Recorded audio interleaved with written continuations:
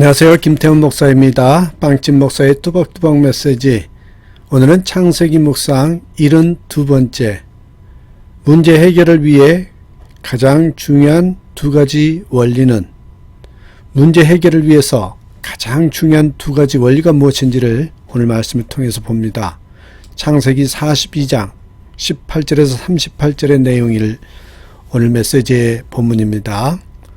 자, 애굽의 총리가 된 요셉이 기근의 문제를 해결하기 위해서 애굽으로 양식을 얻으러 온 그 요셉의 형들이 만났을 때 요셉은 모른 척하면서 그들에게 정탐이라고 누명을 씌우죠. 그리고는 동생 베냐민을 데리고 오면 죽이지 않겠다고. 그처럼 억울한 누명을 쓰고 그들은 자신이 요셉에게 악한 일을 해서 자신들도 그런 대가를 치른다고 한탄했습니다. 그 형제들의 모습을 보고 요셉은 잠시 형제들이 없는 곳에 가서 울고 다시 돌아와서 매정한 태도로 자신의 형인 시므온을 결박하고 인질로 삼은 후에 24절에 보면 나오죠.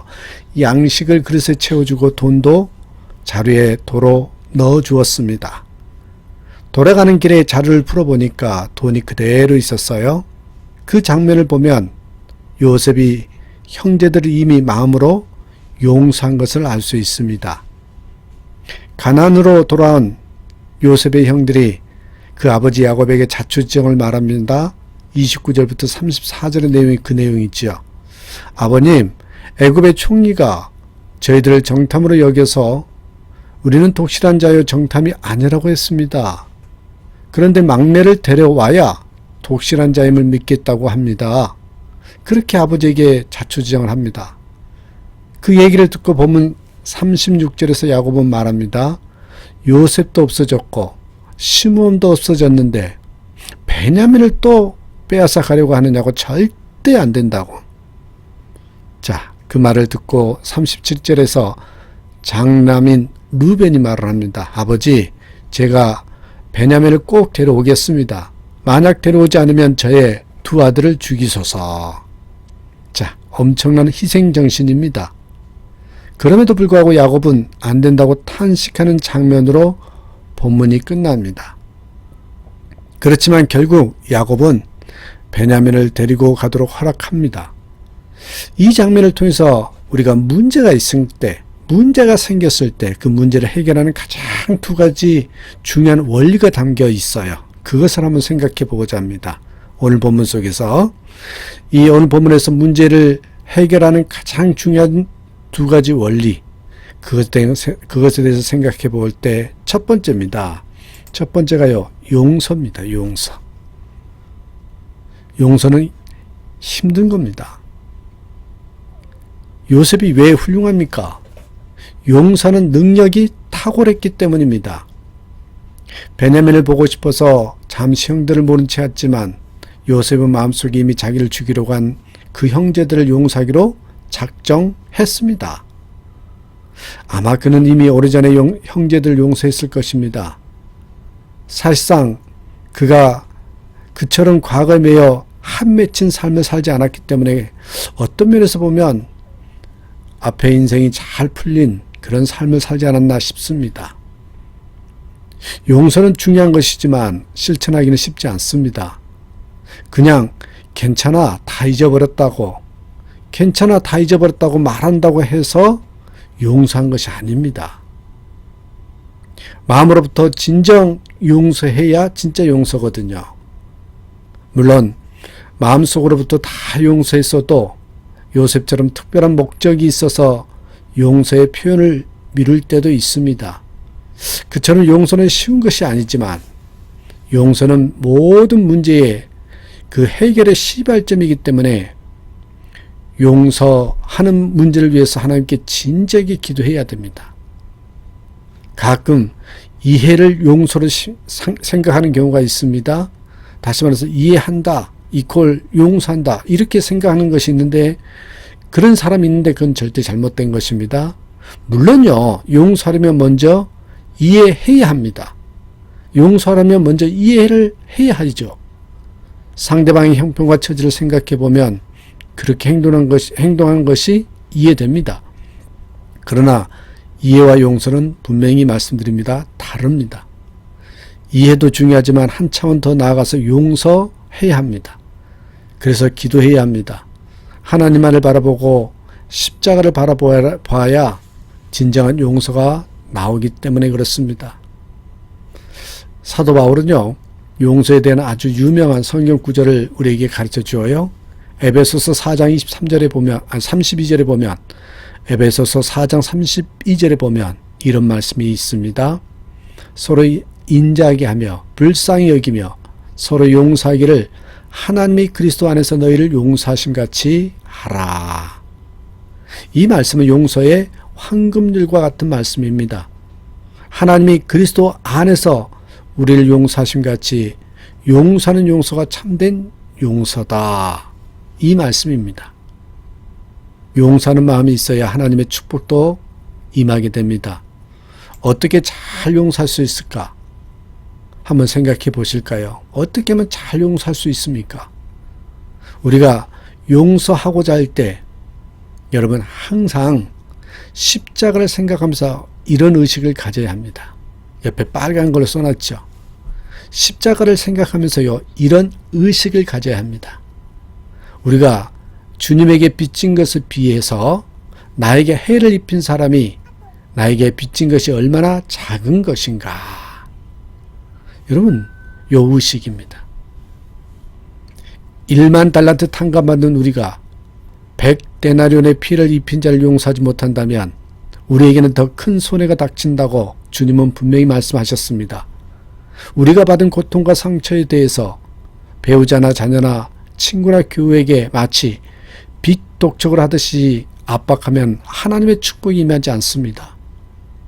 우리의 부도난 삶이 갈보리 언덕의 보혈로 희생되고 우리가 지키기 힘든 약속 어음이 갈보리산에서 폐기되었듯이 우리도 우리에게 해를 입히고 마음에 빚을 진 사람에게 받은 그 영적인 약속어음을 폐기해야 합니다. 그처럼 우리가 누군가를 진정으로 용서할 때 하나님께서는 우리의 마음을 급속하게 치료하시고요.